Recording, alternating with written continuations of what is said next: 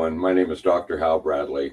I would like to ask us, each and every one of you, that if you enjoyed these shows, please hit like, share, and subscribe after you view the show.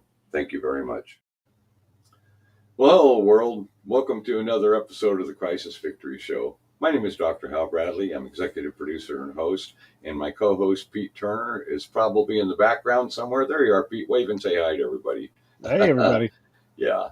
And well, Pete gave me a real treat this week. He brought someone into me that I'm very, very excited to have this conversation with today.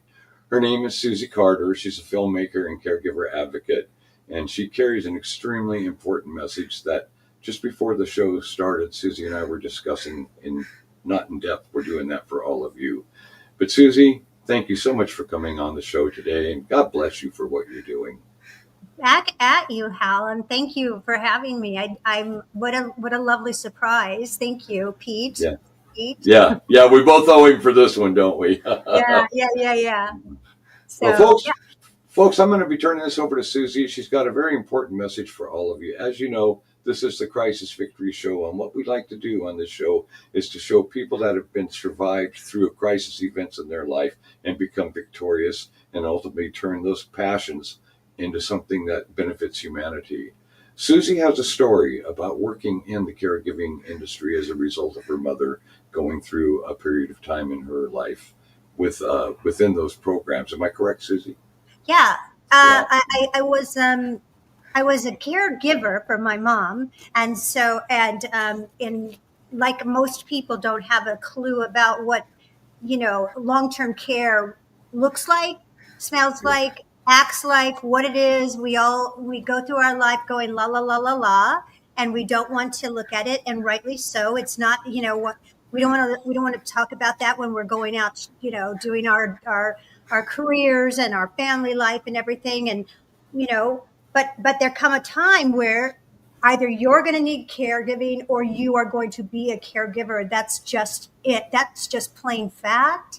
And Yes. if you are a human being, if you can, some people escape it somehow. I don't know how, but for the most part, you'll be one or the other at some part in your life. And then when you love somebody, you want to be there for them and for others. And so most of us, once we get into those situations of long-term care and we find out that that long-term care is failing our loved ones, we suddenly find ourselves in a state of crisis, which apropos for your show, we are in a state of crisis. And when you're in a state of crisis, that's the worst time to make decisions because you're trying to alleviate quickly whatever is happening in that crisis. And man, that's not the way, you're going to take the lowest hanging fruit because you're playing whack-a-mole. Right? Well, Susan, one thing about the opportunity, if you will, that was presented to yourself was during the time that your mother was experienced as you became experienced and exposed to the industry of caregiving, primarily through convalescent care, correct?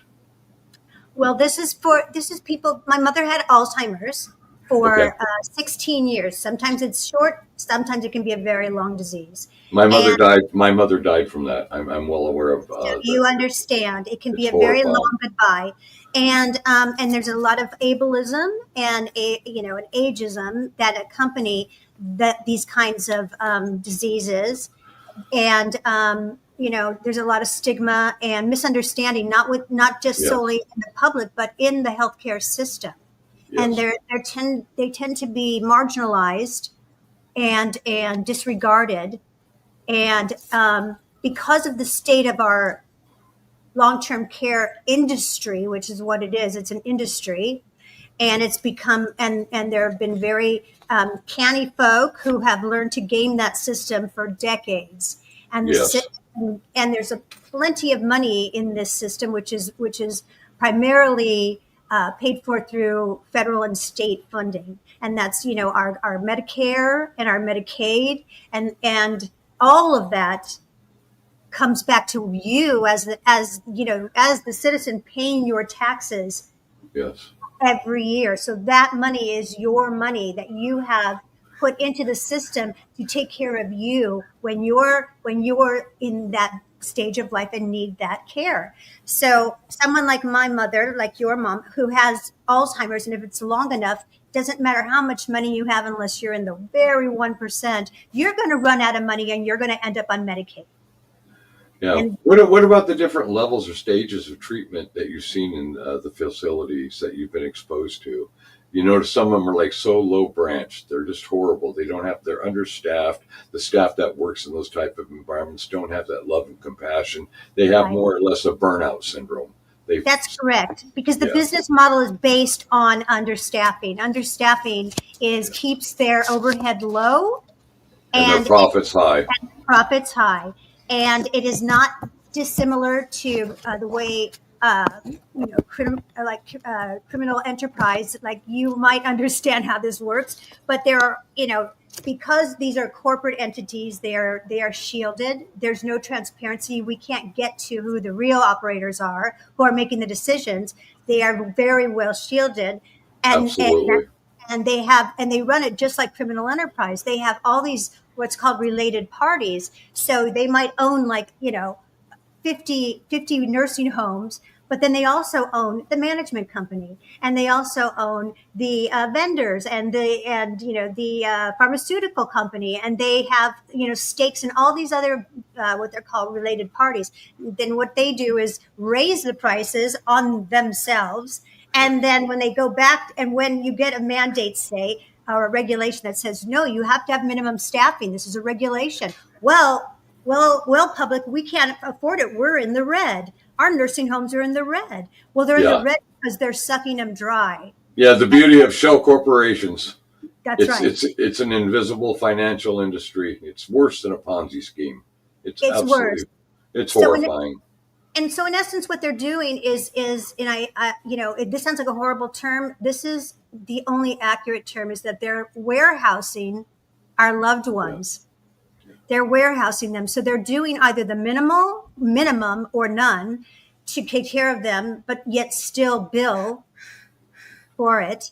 And then, or they do more than they need, to the point of damaging them physically, to also bill.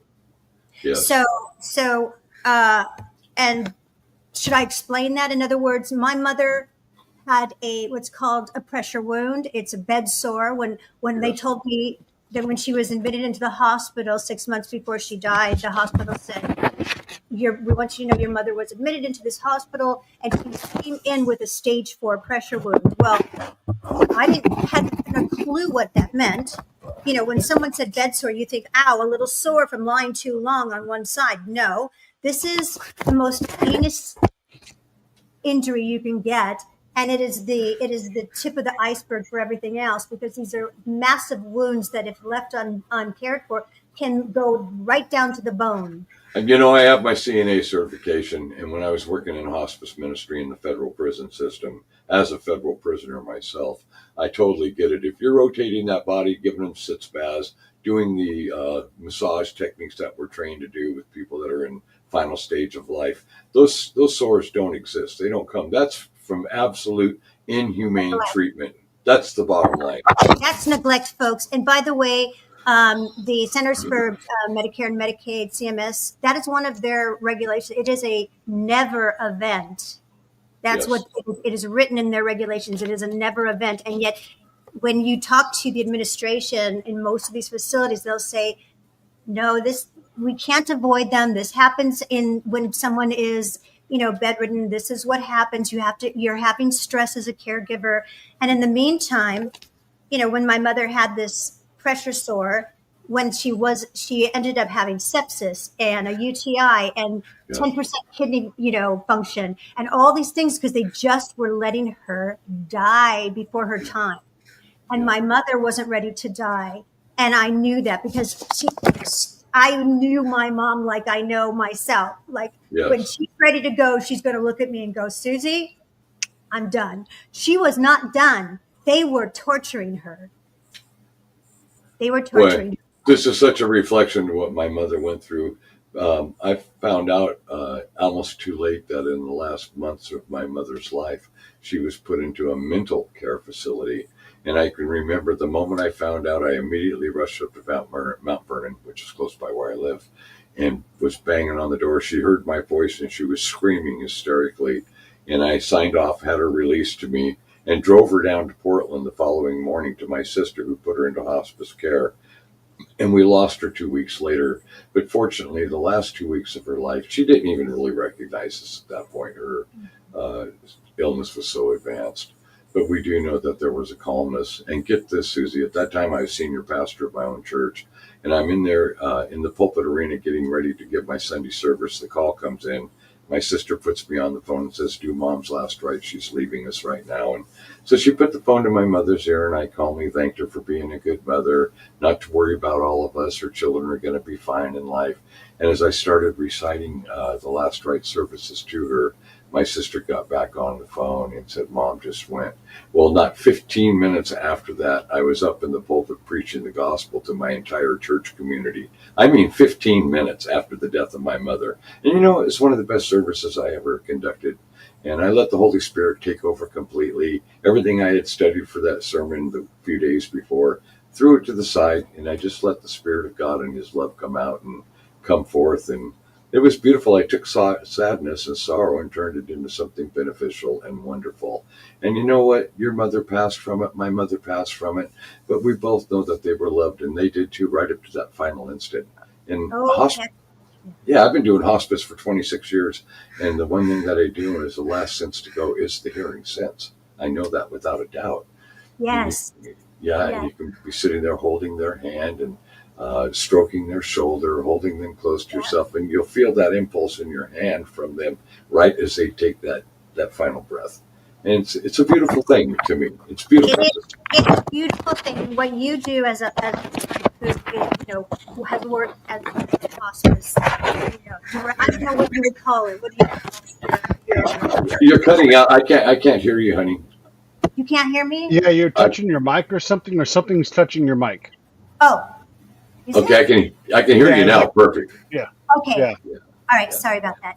Yo, Sorry. your message is so important. I don't want to miss a second of it. No, I'm no. gonna hop out. Go back and cover that Okay. little bit again, Susie, if you would. Sure. Um, what you do and working in hospice is so important, and the way that hospice was originally, structured and envisioned to help people cross over, transition. And I remember I have a podcast about Alzheimer's called Love Conquers Alls, and I had this woman on who was talking about the transition and how beautiful it can be. And I at the time was like, no, I can't think of losing my mom. She said, when you get there, Susie, I am going to tell you, it is going to be the most beautiful experience that It you have. is. And Well, I said to my mom the night before she died, I said, Mommy, you taught me how to live, and now yeah. you taught me how to die. Isn't that wonderful that both of us had that moment, that opportunity, if you will, to thank them for being our mother and to let them know that we're going to be okay? And, Elizabeth Kubler-Ross was the founding person who founded hospice in the United States. And back in the early to mid 90s, when I was a federal prisoner working as a hospice counselor, I actually corresponded to Elizabeth Kubler-Ross. She was still alive then. And, she gave us the 5 stages of the dying process. And the first one is anger. The second one is denial. The third one is bargaining. The fourth one is depression. And the fifth and final one, of course, is acceptance. Once you take this cocktail of these 5 symptoms and you learn how to design them according to the stage that the person you're identifying their dying process with, it becomes very, very easy to not only spot within the last moments before the death occurrence, but the exact ability of what our purpose is that they need generated to them to make the passage smooth, beautiful, without fear, without anxiety, without feeling any type of restlessness, if you will, Right. at all. Like when I would work with a lot of my patients, and I've taken uncountable amount of people through the dying process, I would sit there and I would rub their arm, and I would sit there and hold their hand. And what I would do is remember all the happy shared memories they shared with me in the month or 2 or 3 before the passing moment. And then within those last final stages, when I identified they were down to minutes, I would lean by their ear and I would remind them of all the wonderful, beautiful memories. And it was so amazing to watch the calmness, the smile. Sometimes they'd open up their eyes and say, "I love you," or Yes, my mom yeah, did that to me. yeah, isn't that cool? Uh, You know yes, that you just assisted them through a wonderful, comfortable transitional process. And it's a there's no, gift. It's a gift. Can I just yeah, tell you, the anniversary of my mom's death was yesterday, 3 years, and so, and it was, wow, yeah, and I hit the ground running after she died, yeah, and said I got to do this documentary, and so and now that we're delivering the documentary is going to launch this August 1st on Amazon, and yeah. it's it gave me a time to actually relax for a second and go, oh, I would have loved to have been a part of your documentary, giving the experience of oh, I hospice wish I in knew the you prison did. sentence. In the prison environment, it is so different than out here. And I've got 20 years of doing it out here, but the 2.5 that I did in there, absolutely phenomenal. The These are people in prison. They don't have a social network coming to visit them. They have nobody but a fellow prisoner who is briefly trained in hospice caregiving to take them through their sadness and their guilt feelings of failure in life and so many other things. It would have been a great addition to your documentary. I'm so Yes, you would sorry. have been. Can I? And on that. First of all, I have so much to say about hospice. In my documentary, we talk about hospice a lot because hospice has become big business in the Oh yeah. nursing industry, and because Medicare pays the highest for the hospice days, and in essence, all what the way that they look at the nursing homes, most of them will look at it as just a cash cow because they don't have to do anything. So it's like, let's give your parent, your loved one, your husband, your wife, whatever, morphine, jack them up on morphine, and they'll sleep until they die. But they're pulling in many cases, anywhere from $900 to $1,500 a day Oh yeah. Oh for yeah. nothing, for Absolutely. nothing. And so it's become very big business to push people into hospice before they're ready. Well, up here in Washington State, Susan, we have euthanasia cocktails too, and we have a law that allows a person to decide if they don't want to go through any more suffering, that they can take their own life. And I've actually experienced that with friendships of people that have done that. And I don't disagree with it. This isn't a suicide. This is, you're in the imminent stages and the pain levels become too great, or depression starts setting in as a result of failure in life or whatever they're dwelling on in that moment. So I do agree with the euthanasia concept to that degree, but that is strictly a patient's choice and should never be influenced by the counselor or the doctor. But I like the availability of it. I think it makes. Absolutely. Thank you for agreeing with me on that. It's a sensitive subject. It is a sensitive subject, but I've seen it, and there's no quality of life when Yes. somebody is laying in a bed, excuse me, and then they can't move, and no one's helping them move. They can't reach the water, or like my mom, they put her on NPO, which is called nothing by mouth. Well, my Yeah. mother Yeah. lived Yeah. to eat. She had no problem eating. They decided that she was aspirating, which means she was taking in food into her lungs. That was not true. They Yeah. didn't want to take the time to help her eat. They didn't have enough staff at a five-star How sad. facility. And How I kept sad. saying to my mother is suffering. She wants to eat. I would go in and bring her food, and she would go like a little bird. Yeah. And I I get it. and I get I it. my heart, it was heartbreaking. And they would say to me, "Well, I know it's distressful for you. If you'd like to, you can take her home." I'm like, you can't take her home. I can't Yeah. take her home because now she has so much comorbidity. This is the safest place for her if you were running it correctly. I'm She needs, sorry. I'm right? sorry to hear that. And so That's it, horrible. yeah, we're talking about just creature comfort. We're talking about the fact understaffing is really the root of all evil It because really is. That's what I've seen in some of the convalescent care centers, and so many people that I have gone to visit in those environments have said, "I just wish for death." And that's a sadness because at the end of life, we should be reflecting on the beautiful, wonderful moments of life and carry that exactly. over. You've heard the old adage that I want to be 80 years old in a rocking chair with a smile on my face and a gleam in my eye. Yes. That's what the end of life means to me. Well, can I tell you, my mother, up until she got the pressure wound, I would go and check in with her all the time. I mean, I was there all the time, and I'd say, "Mommy," every time, "Mommy." I'd always tell her who I was, so she wouldn't be frustrated. "Mommy, this is your favorite daughter, Susie. Remember me? I know I'm your only daughter, but I am your favorite." And and I'd say, "How are you?" And I would look right in her eyes, and she'd go, "I am terrific. I'm alive. The alternative sucks." That's what she would tell me. Interesting. And everybody's, your priorities, your bar changes in your life. And you wonder, well, these are old people. They're just sitting there. They're not enjoying their life. Leave them alone. Yes, they are. Yes, they are. Yes, they are. And no one else has has the right to judge that, right? And no one has the right to steal. Someone who's 90, a year or a week to them is more valuable than to anyone in their 20s, because it's less, and so it means more. And we should honor that and allow them to have that. That's what they have, and they will tell us when they're ready to go. Yes, they do. They do tell us. They Right? let us know. Sometimes it's only biologically, but the signs and symptoms start revealing themselves. And this is the part where Elizabeth Kubler-Ross, the founder of Hospice in America, taught us about the 5 stages of death and dying.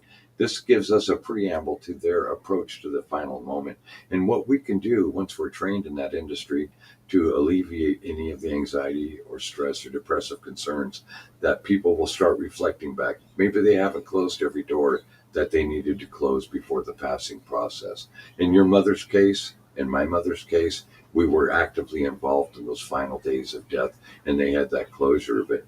As a former member of the Sinaloa drug cartel, 15 years of my life, I have witnessed a lot of violent death, executions, tortures. I was around a lot of it. The comparison of that, in retrospect, looking to the ministry of hospice, where you have this opportunity, if you will, to take somebody down a passage of calmness, a passage of completeness, of full life. And we can institute that as we work with people that are laying in that capacity. Now, I bet when you were seeing your mother, that you were also saying hello to other people that were in that facility. All the time. Exactly. See, we shared that love through our experiences and wisdom of life and what life demands of us. I went in singing, and let me tell you, my mother was a singer. I don't have the idea. We'll never have the instrument she had. But I would go in and listen. I was so appreciated. It would be like, Saul, Susie singing, Maureen, Susie singing. Everybody would come around, and I'd be singing, and we'd get together, and people that didn't talk were singing with us. And sad part, you're going to feel this is where your heart's going to break, is that during COVID, well, first, I didn't get to see my mom for a year and a half in person. I got to Zoom with her once a week, which is really useless with someone with cognitive disability and decline. It's very difficult for them to focus. Very disconnected. They're very disconnected. So, but can I tell you, and this is a staggering number, over 200,000 nursing home residents across the nation died during COVID. I am familiar with that. Couldn't have died. And more than that, I had asked one of my Michael Wasserman, Dr. Michael Wasserman, who's in our documentary, and I said, how many of those human beings died alone? And he said, most of them. I had three deaths. I had 3 deaths during the COVID experience, where I went up where I was doing the last right services bedside to people I actually knew, where they pulled the plug under the family's instruction. And it was horrific. We're all masked up. They weren't allowed in any entrance to see their own family member until the moment of pulling the plug. And most of them didn't have you there. No, they did not. They died alone. Susie, I want you to understand something. In April of 2004, I received my doctorate in pastoral counseling. Not once ever in all of the hospice work have I ever made a single penny profit. I've never taken money for doing hospice. This is a give back, because we should have compassion for the stranger that we've never met before in that bed, aligned with the dying process, and be with them in comfort. And I've never felt right, and I never have accepted any money any monetary gain for doing that. I Thank you. believe I would never do that. I believe it's a humanitarian right to one another to show. Bear in mind, as I told you, I spent 15 years of my life in the cartel's extremely violent life and lifestyle, if you will. I walked away from that over 30 years ago and have devoted every day since the time that I turned away from that to trying to say how sorry I am for the life that I lived, to pay back with human kindness. But had I not had the wisdom of the violence and the wisdom of being in organized crime for as many years as I was in it, I would not have the wisdom today to be the counselor that I have become over the decades and have the compassion that I have. Life means something to me. It's very important to me. And every single life that I come and encounter, I want to embrace that person. I want to sit down on the sidewalk next to that homeless guy, and I do it. Most of my hospice work is done in the homeless community, where I'll get a call from the sixth floor at the oncology ward up there at Providence, and they'll say, Pastor Hal, we've got another homeless person in here in final stage. Boom, I'll go up there, do last rites, I'll sit with them. I spend that time. They've never met me in my life. I've never met them. But Susan, they're a human. They're a human being. Well, that's the angel's work that you're doing. It is. It is. And like when I had the chaplain come in, because when I was trying to get a wound specialist to come in and see my mother, and they kept saying, "Don't worry, she's going to die from that." Well, that's horrible. That's well, horrible. 6 months is too long to suffer. She wasn't dying, obviously. Yeah, they were letting horrible. her die. And the chaplain was sent in to calm me down, right? And she said to me, Susie, you don't have to worry about your mom. She's demented. She has holes in her brains. She doesn't know what's going on. It's like, are you? I've never heard a chaplain talk like that. That's Can horrifying. You believe that? And I said, I do believe you, but oh my God. I said to her, I said, I think you're the one with holes in your brain. I Good know, for you. I said, I know about Alzheimer's. My mother is there just as much as a child who doesn't have their ability to articulate yet. We communicate with them. We know when they're in pain. We know when they're happy. We know when they're sad, when they're tired, when they're hungry, on and on. These are people that just have lost their connection to articulate, but they articulate different ways. Open your eyes and you will see that they are there. Absolutely. Well said. And thank you for bringing that to the community attention, because there's going to be people watching this show today. Some way, somehow, one or more of these people will be going through what you and I have experienced in that passage. And I love your voice of humanitarian compassion that you just gave. It's beautiful. And we need to stand up in the behalf of the patient. If I would have seen a chaplain talk to somebody like that, I would have hauled him out in the hallway and I would have reamed him 6 ways from Sunday. This is the most fragile moment of the life, not only of the patient, but the family member that is there preparing to go into a grieving process. And I received my certification in chaplaincy in 2018, the year that I retired from 17 years of undercover work for the DOJ. And I'll tell you something, since that moment, compassion was even more amplified as a result of not having the stress of re-entering a world that I had left 30 years ago to be an operational contractor, but to now focus completely on the humanitarian ability and gift. It's a presentation of gift to be able to take that knowledge, our life experiences, Susan, and to turn them into something wonderful and beautiful for a person in their final moments. Whether it's your mother, my mother, or a stranger off the street, it is so important to give them that feeling of love, because in the book of John, 1st chapter, 7th verse, God is love. You say you're in God, you say you serve God, then show it. Be the example like Christ told us to be. Be that example. Simple. Right. We either love or we don't. Albert Einstein wrote I posted this. He wrote a love letter to his stepdaughter, because he was not a very fuzzy, warm person. Right. I am aware. Towards the end of his life, he wrote a whole op-ed about the power of love, and how at the end of the day, the power of love is the strongest tool in our arsenal, and that love can do things that you can't imagine. And that the thing about love is it's free for everybody, but you can't sell it. You can't bottle it. So you can't make a commodity out of it. It is there, but it has to be authentic. But when it is, it's so powerful. And that is at the end of the day. And he said, and he apologized for not showering her with the love that she deserved. Yeah. But here's a gift for you to know that Be- this is from someone with this pragmatic scientific mind who said at the end of the day, it is love. I'm so grateful that you shared that. I am familiar, by the way, with that letter that he wrote in his final days. That's pretty amazing. You have that. You had that knowledge and that understanding. And look at us. You and I are both total strangers, yet there's a love between us already. We feel Well, a it's a compassion gift. for all It's a people. gift. Yeah. Isn't it amazing? And It's a it's so gift. simple. It You know is what? simple. That's why I say when you open your eyes, can I just share a story? I was walking out. This is right before COVID. One of the women there who was in her 90s, she was at, I call her, she was in the cool group of the 90-year-olds that didn't have cognitive decline, but they were, she was in a wheelchair. The other guy was an older actor, and he was like, Susie, you're going to put me in a movie one day. I said, of course I am, Marie. So, but they all met every day and they had their clique, and that was their joy. And, this is right before COVID. By the way, all of them passed away from isolation, not from illness during COVID. But that's another story. This one woman who I adored, Ruth, was I'm sitting out. sorry. Yeah, me I am. too. Thank you. And I was walking out to the car.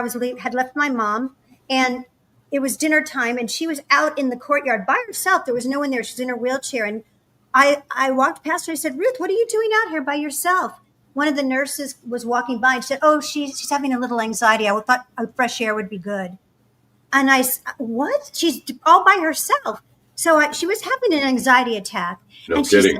she said to me, Susie, I don't want to die. I don't want to die. And I said, Ruth, I don't want you to die. You're not going to die. If you die, who am I going to sing with? Yeah. I depend on you. You're going to be fine. I said, by the way, what color lipstick is that? Because it's awesome. And I need to get, and I tried to bring her back down and the best I could. But I felt like, I could have just walked by. I'm not patting myself on the back. All I'm saying, because that was very hard, because I went to my car and cried because that idea of being left in a courtyard in a state of anxiety seemed Yeah. like torture to me. I've seen it countless times, especially in federal prison where people die. We had what were called death rooms up on Ward 3. And when they were in the final days or weeks of the getting ready to pass over process, they would be locked in a cell by themselves. And, during that time, I did 2.5 years of my seminary studies. I was actually formally ordained while I was a federal prisoner in prison. But what I did is I did my studies in those rooms. That was my seminary academy, was the Wow. death rooms of a federal prison.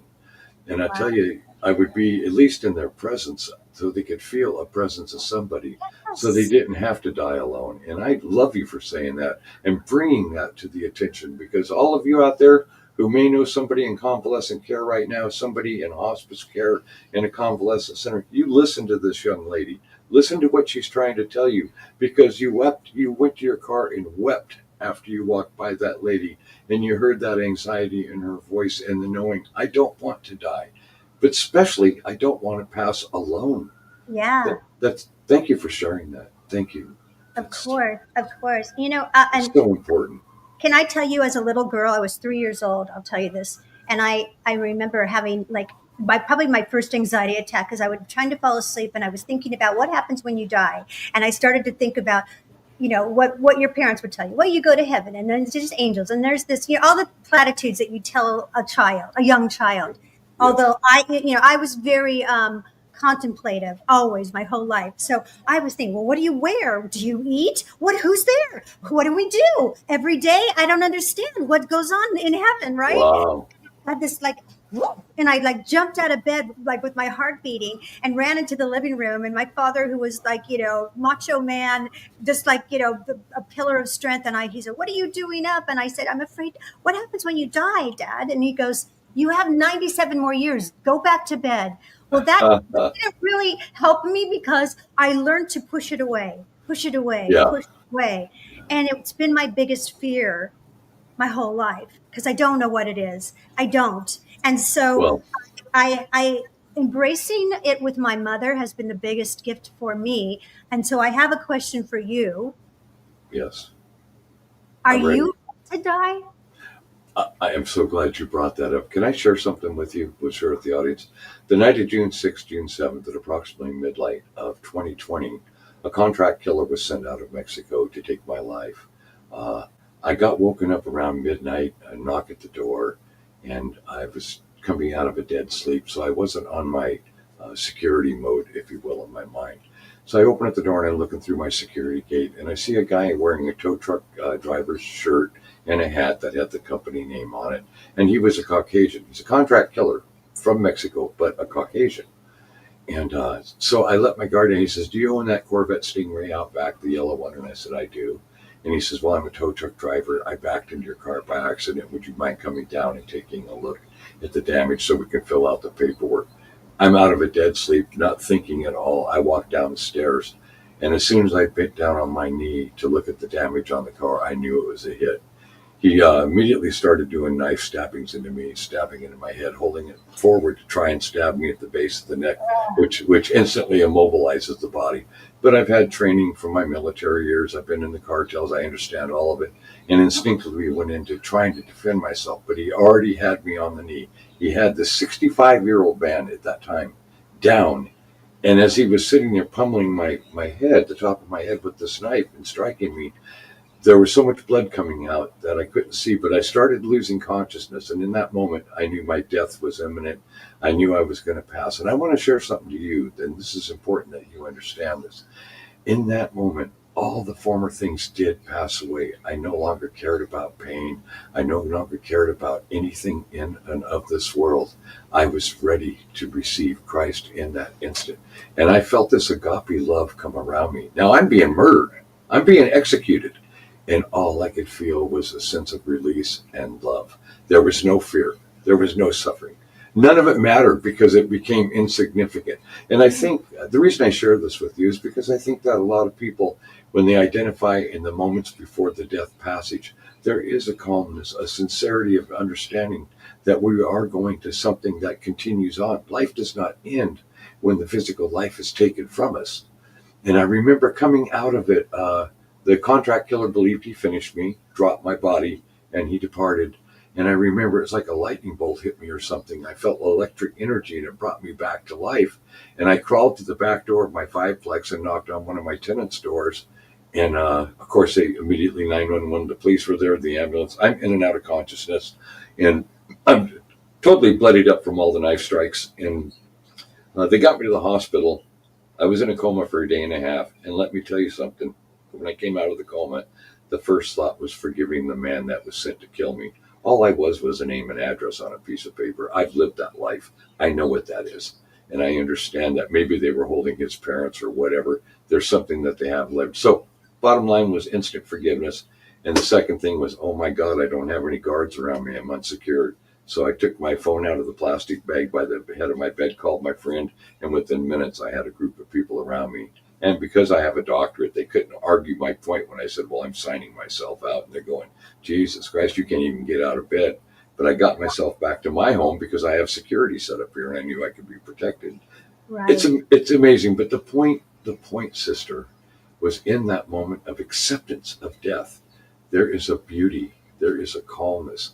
There is an assurance that never in my life I had felt before. And isn't that?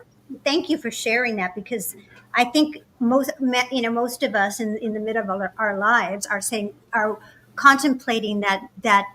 I always use this example. If you ever watch the movie This Is 40, and the grandma comes to the birthday party, that grandma, how you doing? She goes, look at. Blink and you're 90. And that's so true. Blink and you're 90. And, we're all looking at that, right? I'm 70. I get it. Where the hell did it go? I mean, right? And you're like, you lived a lot of life, but Jesus, you got here. And it's like, how does zoom, right? So we're going to go, it's coming. And so how do we get there, and how do we embrace it, and how do we make it, as beautiful as birth is, because birth to me is the most extraordinary thing in the world. Yes, of course. So it has to be the same, because it is sacred, and it is to me. And I'm religious in my own way, and that to me is of course. Sacred. And it's an honor to be there with somebody when they're through that. Do you agree? I agree completely. And like I said, when Elizabeth Kubler-Ross, the mother of the Foundation of Hospice in America, taught us the 5 stages of the death and dying process, that flash did come upon me because once the moment of acceptance came, I knew I was going to be dead within seconds. The man that was killing me knew I was going to be dead within seconds. And in that moment of release and accepting, I had such a beautiful, wonderful feeling. It is indescribable because none of this mattered. There wasn't trying to cling on to life to stay alive for any reason or purpose. I was ready to go. And it's just, to this day, it still amazes me because that is not what I expected in the final moment of death. Now, you got to realize I've been captured as a prisoner in a foreign country and tortured every day of my life with the expectation of death every single day that I was in captivity. When I was kidnapped and taken to a black site, being interrogated and being beaten and having a gun put to my head and pulling the trigger and pulling the trigger and pulling the trigger. Every time they pulled that trigger and I heard that click, I knew there was going to be a round going through my head. To this day, when I hear it, I go almost catatonic. But the point is this: I hadn't accepted it. Right. So to the audience, to all of you, especially to you, sister, because you're still actively involved as an activist for the inhumanity treatment that you have seen, and you carry that message. Believe me, when the moment comes and they do accept it, it's a wonderful, beautiful thing. I promise you. I promise you. That's good. That's good to know. And your mother and my mother felt it. They did. They did. Yeah. See, my mom was a pistol, so yeah. So was mine. No pistol. She could own this room. There wasn't a man that would fall in love with her, and she was 5 feet tall. 5 feet tall, and just would go in and, like, you know, even when in her late stages in Alzheimer's, the younger men would go, "I love with your mother." I go, "Get in line, get in line." I love that. Well, listen, darling, we're getting ready to wrap up here. So as we get prepared to close, first and foremost, I want to thank you, and I send love to you for what you do for people. Exposure is important. Let us keep the word out there and let people know. So in the final closing of this episode, and by the way, after we close, I'd like to talk to you offline for a couple of minutes.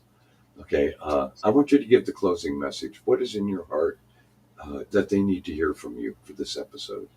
Right. Well, I think that when you watch, and I hope that everyone who watches this documentary, No Country for Old People, which is it's a nursing home expose. It is a documentary. Documentaries are not made. They are not money makers. They are change makers. Yes. And that is the success of a documentary. Send me the link.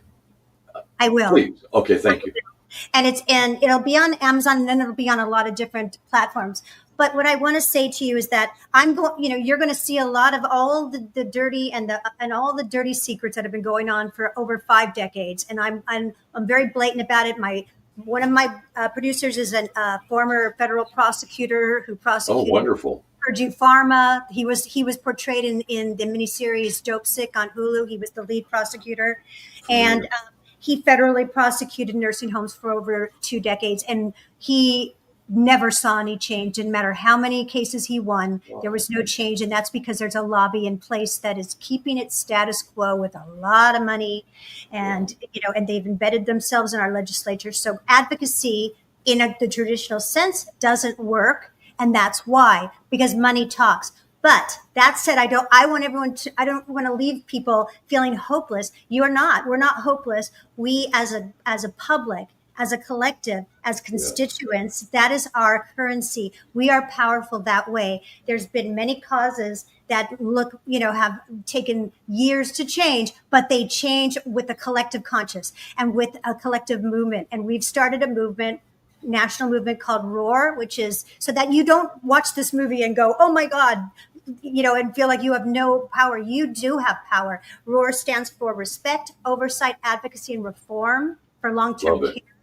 And we are going to be roariers and roar as we can for those who can't and have no voice. And that's what we can do. We need to be community. We need to stand up, because if we don't, you're only doing a disservice to your future self.